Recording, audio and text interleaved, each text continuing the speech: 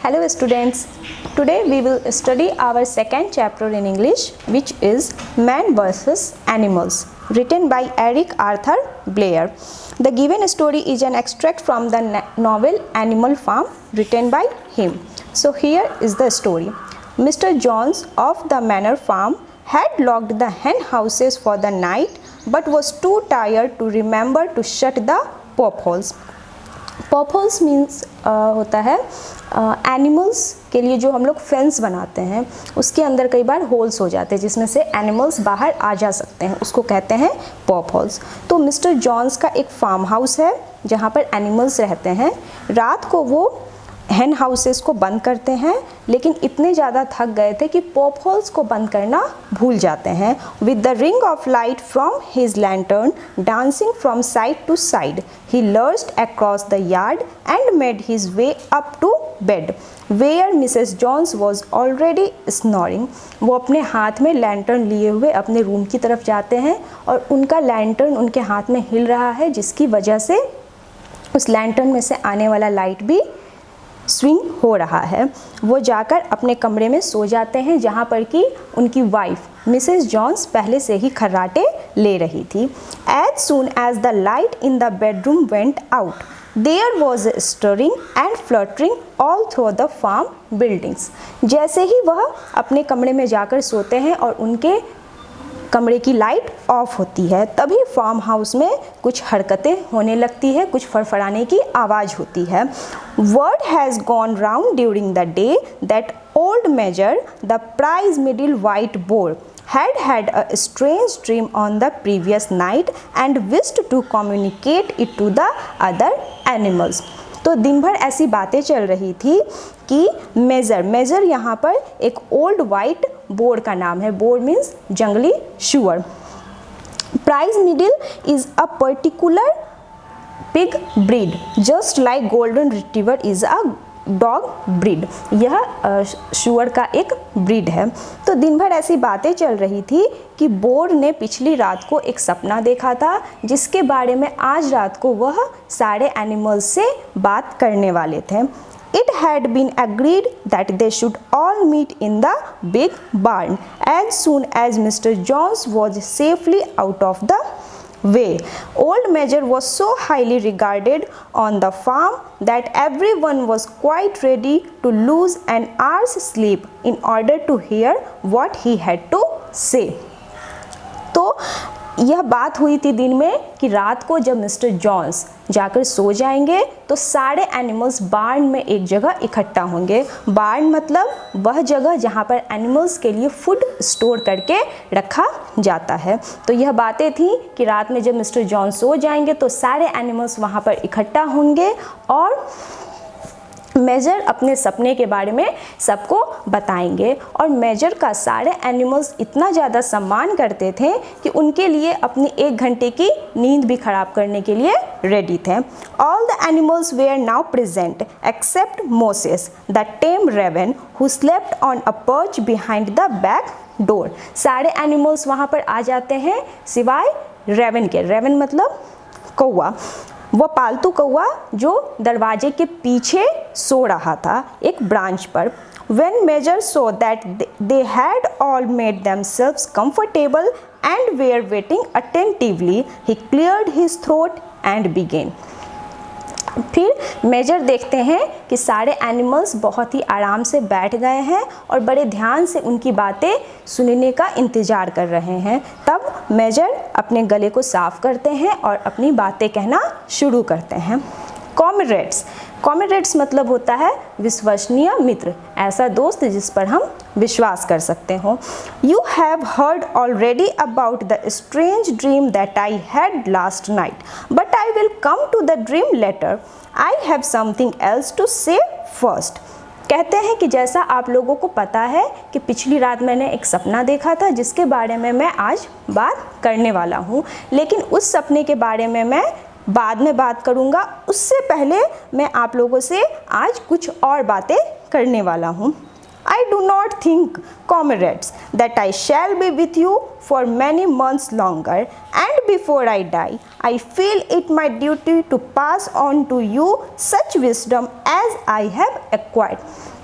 कहते हैं कि मुझे लगता है कि अब मैं बहुत अधिक समय तक जीवित नहीं रहूँगा, इसलिए यह मेरी ड्यूटी है, यह मेरा फ़र्ज है कि मैंने आज तक जो भी अपने जीवन में सीखा है, जो भी हासिल किया है, उस ज्ञान को मैं आप लोगों तक पहुंचाऊं।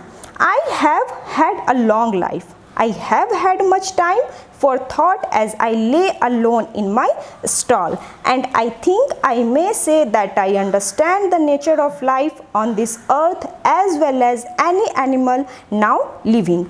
It is about this that I wish to speak to you.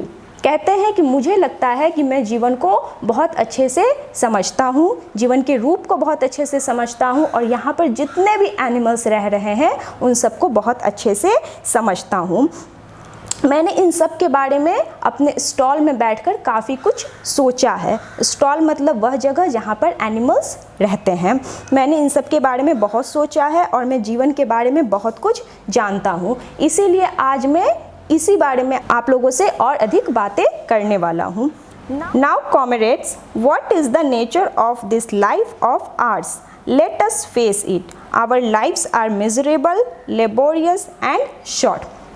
आइए हम सामना करते हैं कि हमारे जीवन का रूप क्या है। तो हमारा जीवन कष्टों से भरा हुआ है, बहुत अधिक परिश्रम हमें करना पड़ता है, हमारा जीवन बहुत कठिन है और छोटा है। We are born, we are given just so much food as will keep the breath in our bodies, and those of us who are capable of it are forced to work to the last atom of our strength. हमारे साथ क्या होता है, जैसे ही हमारा जन्म होता है उस समय से हमें सिर्फ इतना ही भोजन दिया जाता है जिससे कि हमारी सांसें चल सके, and those of us who are capable of it are forced to work to the last atom of our strength. और जिस अपने जीवन में जब तक हम काम कर सके, हमारे अंतिम समय तक हमसे काम लिया जाता है।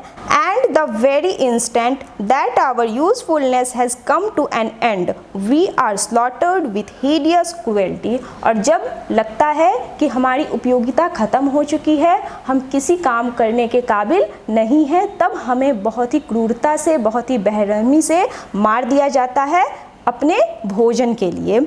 But is this simply a part of the order of nature?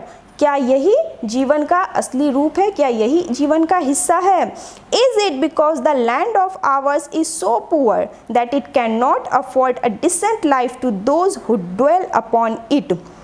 क्या इसलिए कि हमारी धरती जिस पर हम रहते हैं वह इतनी गरीब है कि हमें एक साधारण जिंदगी नहीं दे सकती है? No comrades, 1000 no. नहीं, ऐसा बिल्कुल नहीं है दोस्तों।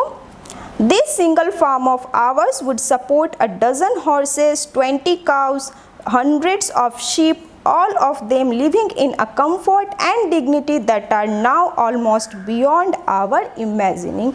अगर हमारा एक अपना फार्म हो तो वहाँ पर हम बहुत सारे घोड़ों को, 20 काउज, बहुत सारे शीप को एक जगह हम लोग सब मिलकर रह सकते हैं और उस आरामदायक जीवन को जी सकते हैं, उस सम्मान के साथ जी सकते हैं जो कि अभी हमारी इमेजिनेशन, हमारी कल्पना से भी दूर है। Why then do we continue in this miserable condition? तो क्यों हम लोग अपने जीवन को इस तरह से इतने कष्ट के साथ व्यतीत कर रहे हैं? Because nearly the whole of the produce of our labor is stolen from us by human beings. क्यों? क्योंकि हम जो भी प्रोड्यूस करते हैं वो सारा इंसान द्वारा हमसे चुरा लिया जाता है। Dear comrades is the answer to all our problems. और यही हमारे सारी समस्याओं का जवाब है। It is summed up in a single word, men. तो हमारी सारी समस्याओं की वजह कौन है? मैन इंसान है। Man is the only real enemy we have. Remove man from the scene and the root cause of hunger and overwork is abolished for ever. इंसान ही हमारा दुश्मन है। अगर हम अपने जीवन में से इंसान को हटा दें तो हमारी भूख और हमारे अधिक काम करने की जो वजह है वो सब खत्म हो जाएगी। Man is the only creature that consumes without producing. He does not give milk. He does not lay eggs. He is too weak to pull the plow. He cannot run fast enough to catch rabbits. तो इंसान ही बस एक ऐसा creature है जो कि बिना कुछ प्रोड्यूस करे बस सिर्फ उपयोग में ही लेता है चीज़ों को। वह ना दूध देता है, ना ही अंडे देता है, और ना ही वह खेतों में हल जोतता है, ना ही वो रैबिट को पकड़ने के लिए उनके पीछे दौड़ सकता है। Yet he is Lord of all the animals. He sets them to work. He gives back to them the bare minimum that will prevent them from starving, and rest he keeps for himself. उसके बावजूद वह हम सारे animals का भगवान बन बैठा है। वो हम सारे एनिमल्स से काम लेता है और बदले में क्या करता है, हमें सिर्फ उतना ही भोजन देता है जिससे कि हम जीवित रह सकें, और बाकी बचा हुआ वो सारा अपने लिए रख लेता है। Our labor tills the soil, our dung fertilizes, and yet there is not one of us that owns more than his bare skin. वो हमसे क्या करता है, मिट्टी में हल जोतवाता है, यहाँ तक कि हमारे डंग को, हमारे गोबर को भी अपने प्लांट्स में फर्टिलाइजर्स की तरह यूज़ करता है, और उसके बाद भी हमारी खुद की एक स्किन पर भी हमारा हक नहीं होता है, उसे भी इंसान अपने मतलब के लिए यूज़ कर लेते हैं। You cows that I see before me, how many thousands of gallons of milk have you given during this last year, and what has happened to that milk which should have been breeding up sturdy calves. मेरे सामने जो ये गायें बैठी हैं, मैं इनसे पूछना चाहता हूँ कि आप लोगों ने पिछले साल कितने गैलन्स मिल्क दिए और उसमें से कितने गैलन्स आपने अपने बच्चों को पिलाया, जिससे कि आपके बच्चे स्ट्रॉन्ग और हष्ट पुष्ट बन सकते थे। Every drop of it has gone down the throats of our enemies. हर बूंद दूध की क्या किया गया, हमारे दुश्मन ने अपने गले से नीचे उतार लिया। And you hens, how many eggs have you laid this last year, and how many of those eggs ever hatched into chickens. और आप जो मुर्गियाँ यहाँ पर बैठी हैं, आप लोगों ने कितने अंडे दिए हैं और कितने अंडों में से चूज़े निकल पाए। The rest have all gone to market to bring in money for Jones and his men. उन सारे अंडों को क्या किया गया, मिस्टर जॉन्स ने बेच दिया, और उनसे जो पैसे आए वो उनके और उनके आदमियों को मिले। And Clover, where are those 4 foals you bore, who should have been the support and pleasure of your old age। Clover जो है यहाँ पर हॉर्स का नाम है। उस हॉर्स से पूछते हैं कि बताओ, तुमने जो 4 बच्चे दिए थे उनका क्या हुआ। आज वो बुढ़ापे में तुम्हारा सहारा बन सकते थे और तुम्हें खुशियाँ दे सकते थे। Each was sold at a year old. You will never see one of them again. In return for your confinements and all your labor in the field, what have you ever had except your bare rations and a stall? कहते हैं कि तुमने जो 4 बच्चे दिए थे, जब वो 1 साल के भी नहीं थे, उन्हें बेच दिया गया, और तुम कभी भी उन 4 में से किसी एक को भी नहीं देख पाओगे। तो हमारे इस जीवन से हमें क्या मिलता है, हमें ज़बरदस्ती यहाँ पर बांध कर रखा जाता है, और उसके बदले में क्या दिया जाता है, मुश्किल से जीने लायक भोजन दिया जाता है, और बस सोने के लिए एक छत दी जाती है। Is it not crystal clear then, comrades? कहते हैं कि क्या इन सब से यह साफ नहीं हो जाता है दोस्तों, that all the evils of this life of ours spring from this tyranny of human beings। क्या आपको यह समझ में नहीं आ रहा है कि हमारे जीवन में जितने भी अत्याचार हो रहे हैं उन सब की वजह कौन है? ये ह्यूमन बींग्स ही हैं। Only get rid of man and the produce of our labour would be our own. बस अगर हम इंसान से छुटकारा पा लें तो हम जो भी प्रोड्यूस करते हैं, जो भी मेहनत करते हैं, वो सब किसका होगा? सिर्फ और सिर्फ हमारा होगा। Almost overnight we could become rich and free. What then must we do? Fix your eyes on that comrades throughout the short remainder of your life। एक ही रात में हम लोग बहुत अमीर हो जाएंगे और आज़ाद हो जाएंगे। उसके लिए हमें करना क्या होगा? हमें बस अपनी नज़र अपने जीवन के जो कुछ पल बचे हैं बस ये सोचकर बिताने होंगे कि जीवन कितनी छोटी है और हमें इसे किस तरह से जीना है। And above all pass on this message of mind to those who come after you so that future generations shall carry on the struggle until it is victorious.